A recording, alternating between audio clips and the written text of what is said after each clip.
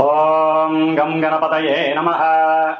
ఓం సుముఖశ్చైకదంతశ్చ కపిలో గజకన్నికః లంబోదరశ్చ వికటో విఘ్నరాజో గణాధిపః ధూమకేతుర్గణాధ్యక్షో ఫాలచంద్రో గజాననః వక్రతుండః శూర్పకర్ణో హేరంబస్కందపూర్వజः షోడశైతాని నామాని యప్పఠేత్ శృణుయాదపి విద్యారంభే వివాహే చ ప్రవేశే నిర్గమే తదా సంగ్రామే సర్వకార్యేషు విఘ్నస్వస్తి న జాయతే. ఓం శ్రీ మహాగణాధిపతయే నమో నమః. హరి ఓం. హలాశపుష్పశంకాశం తారకాగ్రహమస్తకం రౌద్రం రౌద్రాత్మకం ఘోరం తం కేతుం ప్రణమామ్యహం. ఓం కం కేతవే నమః. ప్రేక్షకులందరికీ కూడా మరి ఇప్పుడు కాలమానంలో అంతరిక్షంలో మార్చి 30వ తేదీన ప్రారంభమైనటువంటి శని యొక్క రాశి మార్పు ద్వారా మే 14వ తారీఖున గురువు రాశి మారడం మిథున రాశిలోకి, ఆ తదుపరి మే 18వ తేదీన ఈ గ్రహాలన్నిటినీ కూడా తన యొక్క వశీకరణంలో ఉంచుకునేటటువంటి, తన యొక్క ఛాయలో ఉంచుకునేటటువంటి ఛాయాగ్రహాలు రెండు ఉన్నాయి మనకి. ఇవి గేమ్ ప్లేయర్స్ మొత్తం అంతరిక్షాన్ని అట్లాగే సూర్యుణ్ణి చంద్రుణ్ణి కూడా తమ యొక్క ఛాయలో కొన్ని క్షణాల పాటు ఉంచేసి మన యొక్క భూ వాతావరణంలో అంతరిక్షంలో ఎన్నో ఆటలు ఆడేటటువంటి గేమ్ ప్లేయర్స్గా ఈ రాహుకేతువుల్ని అభివర్ణిస్తూ ఉంటారు. కాబట్టి అట్లాగే మే 18వ తేదీన రాహుగ్రహము కుంభరాశిలోకి తన యొక్క ప్రవేశాన్ని పూర్వాభాద్ర నక్షత్రంలో ప్రవేశించి స్టార్ జరుపుతుండగా మరి ఆయనకు ఎదురుకుండా 180 డిగ్రీల దూరంలో ఈ యొక్క కేతువు అనేటటువంటి ఒక గ్రహము, మృత్యుగ్రహము మరి సింహరాశిలోకి సూర్యుడి యొక్క నక్షత్రమైనటువంటి ఉత్తర ఫల్గుని నక్షత్రంలో చార జరుగుతోంది. అంటే రాశి మార్పు జరుగుతోంది, కన్యా రాశిలోంచి సింహరాశిలోకి మార్పు జరుగుతోంది. దీనివలన అసలు కేతువు ఎవరు? కేతువు ఒక మృత్యుదేవత. అంటే బ్రహ్మగారు ఒకానొక సమయంలో తను ఒక మృత్యువు అనేటటువంటి ఒక ఆవిడికి సృష్టి చేశాడు. అయితే ఎందుకని చేశాడు ఆ మృత్యువు అనేటటువంటి ఆవిడంటే, మరి భూమి మీద ఎంతోమంది కర్మానుసారం పుడుతూ ఉంటారు, ఎన్నో జీవులు, అది మానవుడు కావచ్చు జీవులు కావచ్చు. మరి పుడుతున్నప్పుడు ఈ జీవులు మళ్ళీ చనిపోతేనే కదా మళ్ళీ సృష్టి అనేది వీణవుతూ ఉంటుంది. ఉన్నవాళ్ళు అలాగే ఉంటే కష్టం కదా.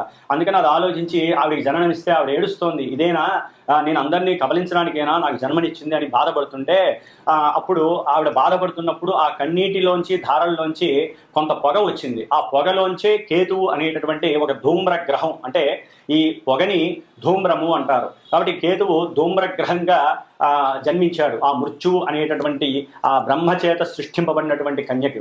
కాబట్టి ఈయన మృత్యువు యొక్క కొడుకు కాబట్టి కేతుగ్రహము మృత్యుతుల్యమైనటువంటి ఎన్నో ఇబ్బందులు, ఎన్నో అగాధాలు, చిత్ర విచిత్రమైనటువంటి కార్యక్రమాలు చేస్తూ ఉంటాడు. మనసంతా కూడా, అంటే ఈ యొక్క అశ్విని నక్షత్రం అట్లాగే మఖా నక్షత్రం, ముఖ్యంగా మూలా నక్షత్రం, ఈ 3 నక్షత్రాలకి ఆయన అధిష్టాన గ్రహం కేతు. కాబట్టి మూలా నక్షత్రానికి ఎక్కువగా ఫోర్స్ఫుల్గా ఉంటుంది. ఒకందుకు జాతకంలో ఎవరి జన్మజాతకంలోనైనా సరే మూలా నక్షత్రంలో కనుక పుట్టినట్లయితే, ఆ చంద్రుడు మూలా నక్షత్రంలో ఉన్నప్పుడు పుట్టినట్లయితే వారికి జ్ఞానానికి సంబంధించినటువంటి ఎఫెక్ట్ ఎక్కువగా ఉంటుంది. ఎందుకంటే మనకి జ్ఞానకారకో రాహువు, అట్లాగే మోక్షకారకో కేతువు అన్నారు. అంటే జ్ఞానాన్ని వృద్ధి చేసేటటువంటి వాడు రాహువు అయితే, ఆ మోక్షాన్ని ప్రసాదించడానికి ఎక్కువ మనసుని ప్రేరేపించేవాడు ఎవరయ్యా అంటే కేతువు. అందుకనే మనకి వాస్తు ధర్మంలో కూడా ఈశాన్యంలో కేతువుకి గురుడితో పాటు కేతువుకి కూడా స్థానాన్ని ఇచ్చారు. అంటే కొంత భాగాన్ని పెంచమని చెబుతారు, 1 అంగుళమో 2 అంగుళాలో 10 అంగుళాలు, ఎక్కువ కాదు. అంటే అది దైవానికి సంబంధించినటువంటి స్థానంగా భావిస్తారు. కాబట్టి ఈ కేతువు విష్ణు అంశ. ఎందుకంటే మనకు ఉన్నటువంటి దశావతారాలు ఉన్నాయి. ఈ దశావతారాల్లో కేతువు ఆ మీనావతార అంశ, అంటే సాక్షాత్తు విష్ణుమూర్తి యొక్క అంశతో ఆవిర్భవించిన వాడని అర్థము. కాబట్టి మనకి జాతక చక్రంలో ముహూర్త భాగంలో కానీ నిత్యము కానీ మనకి ప్రతిరోజు రాహుకాలము అని ఉంటుంది. అంటే రాహుకాలము ప్రాంతీయ భావాలను బట్టి మనకి ఉంటూ ఉంటుంది. తమిళనాడులో ఎక్కువగా ఉపయోగిస్తూ ఉంటారు. కానీ కేతుకాలము అని కూడా ఉంటుంది. అంటే కేతుకాలం ఎక్కడా చూడలేదు కదండి, రాహుకాలం విన్నాం కానీ అని మీరు అనుకోవచ్చు. కేతుకాలము అంటే మనకి పంచాంగంలో యమగండ కాలము అంటారు. మరి మృత్యు అంటే యముడే కదండి. కాబట్టి వీళ్ళందరికీ రిలేషన్స్ ఉన్నాయి, సత్సంబంధాలు ఉన్నాయి. వీళ్ళందరికీ కూడా మృత్యుదేవతకు కానీ, కేతువుకి కానీ, యముడికి కానీ, శనికి కానీ అందరికీ కూడా వీళ్ళందరూ కూడా మనుషుల్ని మింగేసేటటువంటి తత్వం ఉన్నటువంటి వాళ్ళు. కాబట్టి ఈ యొక్క కేతు కాలం అంటే యమగండ కాలము అంటారు. ఈ యమగండ కాలంలో సాధ్యమైనంత వరకు పనులేవి ప్రారంభం చేయకూడదని శాస్త్రవచనం.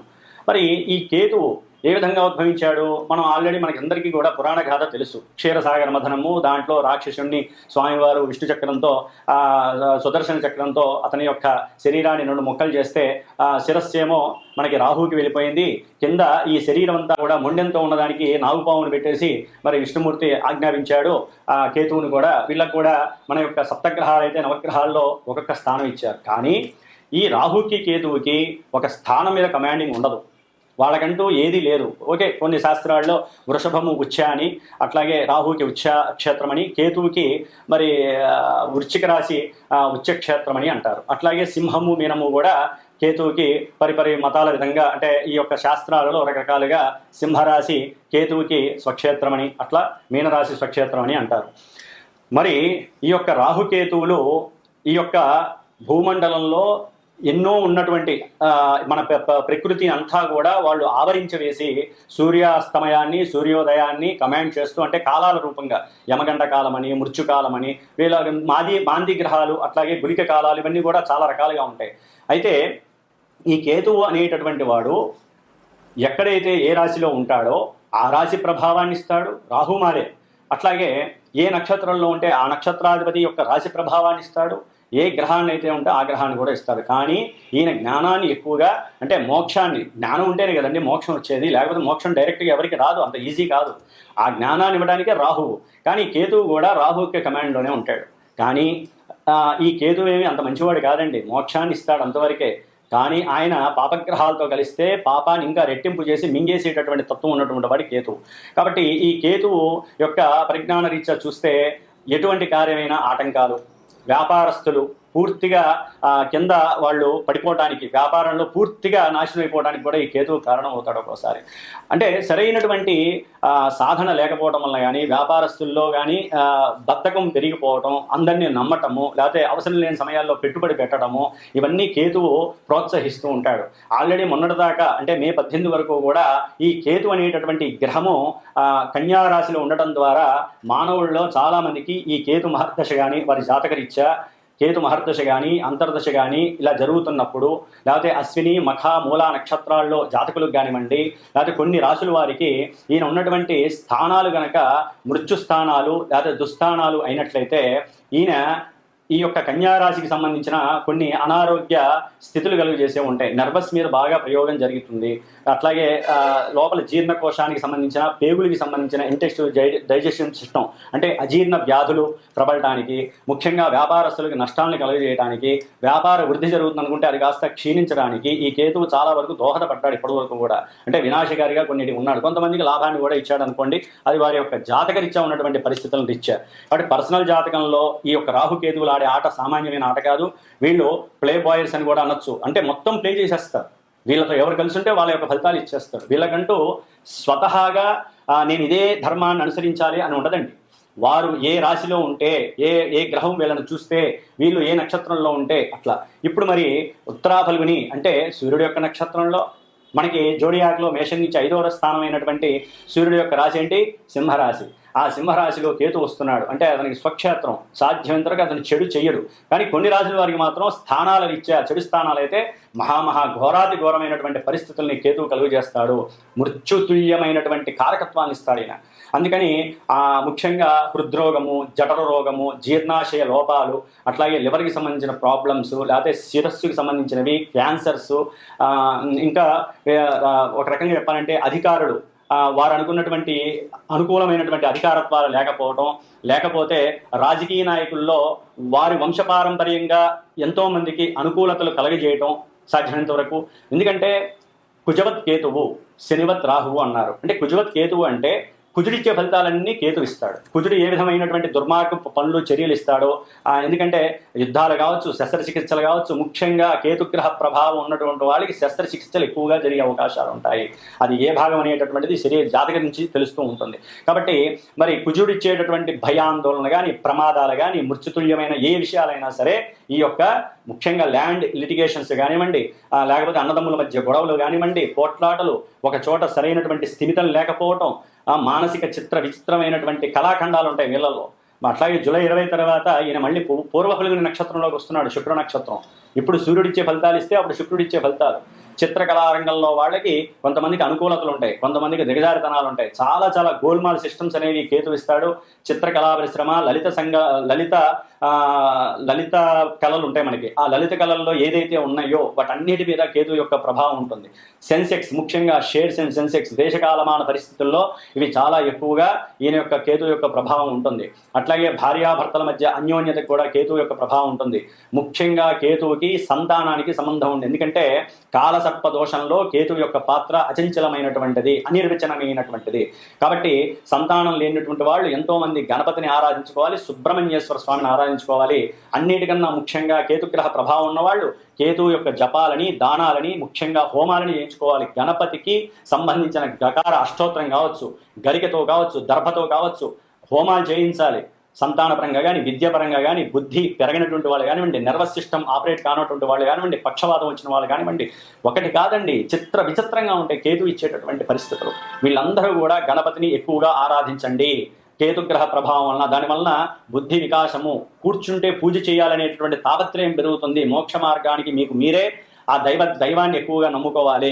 కాబట్టి కేతువు సింహరాశిలో ఉండటం చాలా చాలా విశేషప్రదం, కొన్ని రాశుల వారికి తప్ప. కాబట్టి ఈ ద్వాదశ రాశుల్లో ఏ రాశుల వారికి కేతుగ్రహ ప్రభావం శుభంగా ఉంటుంది, కొంతమందికి ఇబ్బందిగా ఉంటుందో తెలుసుకుంటూ, మరి కేతువుకి సంబంధించినటువంటి మోక్షానికి కానివ్వండి, పూజలకు కానివ్వండి, ఏ పూజలు చేయాలి, ఏ ఆరాధనలు చేయాలో మరి మనం ఇప్పుడు తెలుసుకుందాం. ముఖ్యంగా కుంభరాశి వారికి మే 18వ తేదీ నుండి కేతువు సప్తమ రాశి అయినటువంటి సింహరాశిలోకి సంచారం చేయడం ప్రారంభం చేస్తే, అప్పటికి అదే రోజున రాహువు మే 18వ తేదీన మరి వీరి యొక్క జన్మరాశిలోకి రావటం, ఈ రాహుకేతువుల వలన కుంభరాశి వారికి మరి సప్తమంలో కేతువు ఉండటం, రాహు ఉండటం, ఇలా దీని వలన తక్షక కాలసర్ప యోగం అనేటటువంటిది కలిగే అవకాశం ఉంటుంది. దీని వలన ఈ కాలసర్ప యోగ దోషము అనేటటువంటిది జన్మరాశి జాతకంలో ఉన్న ఇబ్బందులే, దేశ గోచారానికి ఇబ్బందులే. ముఖ్యంగా మన దేశ గోచార రీత్యా ఆర్థికపరమైనటువంటి ఇబ్బందులు కావచ్చు, ఎన్నో కుతంత్రాలు, అట్లాగే ఎన్నో రాజకీయపరమైనటువంటి ఇబ్బందులు, ఇలా ఎన్నో జరుగుతూ ఉంటాయి. అయితే ముఖ్యంగా కుంభరాశి వారికి సప్తమంలో కేతు ఉండటం ద్వారా తండ్రికి సంబంధించిన ప్రేమ వ్యవహారాల విషయాలలో పిత్రార్జితాన్ని అమ్మటము ద్వారా వచ్చేటటువంటి ధనపరమైనటువంటి ఇష్యూస్ వలన తండ్రి మీద ప్రేమానురాగాలు తగ్గటం, వారితో పోట్లాటలకు దిగటం, భార్యాభర్తల మధ్య అన్యోన్యత లోపించటం, ఏదైనా ఒక గృహాన్ని నిర్మించాలి అనుకున్నట్లయితే ఆ గృహ విషయంలో భార్య కానీ భర్త కానీ ససేమిరా ఒప్పుకోకపోవడం, లేదా తండ్రి తనకున్నటువంటి పాత ఇల్లు ఏదైనా చొరగొట్టి వేద్దాం అనుకుంటే వీళ్ళు ప్లాన్ చేస్తే తన యొక్క అన్నదమ్ములు ఒప్పుకోరు, ఈయన తండ్రి ఒప్పుకోరు. దాని ద్వారా కుంభరాశి వారికి ఈ అమ్మేద్దాం అనే ఆలోచన వస్తుంది. ఆ అమ్మటంలో కూడా సమస్యలు ఎదురవుతూ ఉంటాయి. ముఖ్యంగా కోర్టు వ్యవహారాల విషయంలో భార్యాభర్తల మధ్య సమస్య ఉన్న వాళ్ళకి కానీ, వ్యాపార భాగస్వామ్యంలో బయటకు వచ్చేద్దాం, ఉన్న లాభం చాలు, ఇంకా నా వల్ల కాదు, వీళ్ళతో నేను ఇమడలేకపోతున్నాను అనుకున్న సందర్భంలో అక్కడ కూడా ఆటంకాలు, సమస్యలు ఎదురవుతాయి. గవర్నమెంట్ పరంగా వారికి తొందరగా తీర్పులు రావు, ఒక రకంగా లీగల్ ఇష్యూస్. అట్లాగే ముఖ్యంగా జూలై 20 తర్వాత మరి శుక్ర నక్షత్రంలోకి వచ్చినటువంటి కేతువు వలన ఎవరైతే ప్రేమికులు ఉంటారో అవతల వ్యక్తులు వీరిని కొంచెం తిరస్కరించటం, అంటే కుటుంబ పరిస్థితుల వలన వీరిని తిరస్కరించే అవకాశాలు కలిగే అవకాశాలు ఎక్కువగా ఉన్నాయి. దాని ద్వారా వీరు కొంత దూర ప్రయాణాలకి చదువురీత్యా వెళ్ళిపోయే పరిస్థితి కూడా కలిగే అవకాశం ఉంటుంది. దాని ద్వారా కుటుంబంలో ఆర్థికపరమైనటువంటి ఇబ్బందులు తండ్రికి ఎదురవుతాయి. అట్లాగే తల్లికి సంబంధించినటువంటి ఆరోగ్య విషయంలో కొంచెం జాగ్రత్త వహించాల్సినటువంటి పరిస్థితి కుంభరాశి వారికి ఉంటుంది.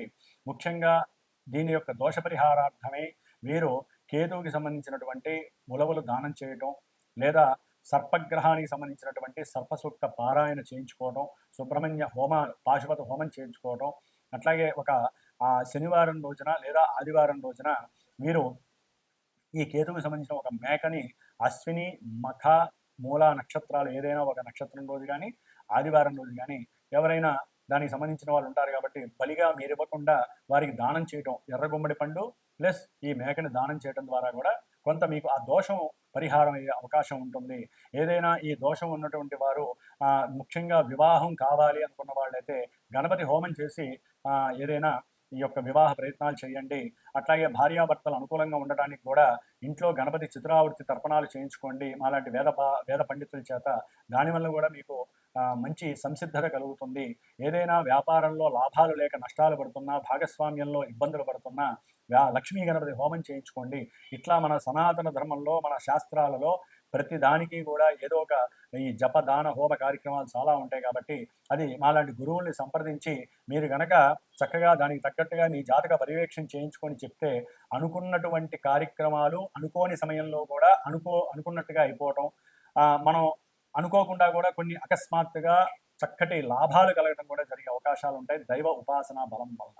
కాబట్టి ఓం సం సుబ్రహ్మణ్యేశ్వరాయ నమః స్కంద అష్టోత్తరాన్ని చక్కగా రోజు ఎరుపు అక్షతలతో పూజించండి. స్వామివారి అనుగ్రహం మీకు కలుగుతుంది. ఓం శుభమస్తు. గం గణపతయే నమః.